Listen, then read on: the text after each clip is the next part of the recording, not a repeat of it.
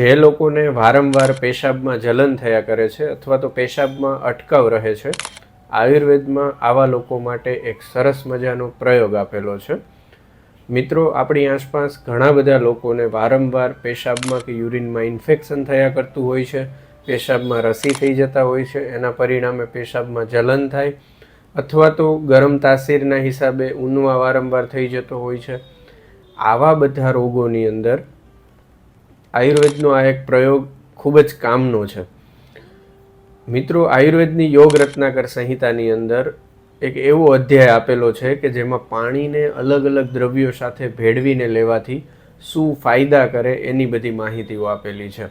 જેમ કે પાણીને ખાંડમાં ભેળવીને લઈએ તો શું થાય, પાણીને ગોળ સાથે લઈએ તો શું થાય, પાણીને સાકર સાથે લઈએ તો શું થાય, ગરમ પાણી પીએ તો શું થાય, ઠંડુ પાણી પીએ તો શું થાય.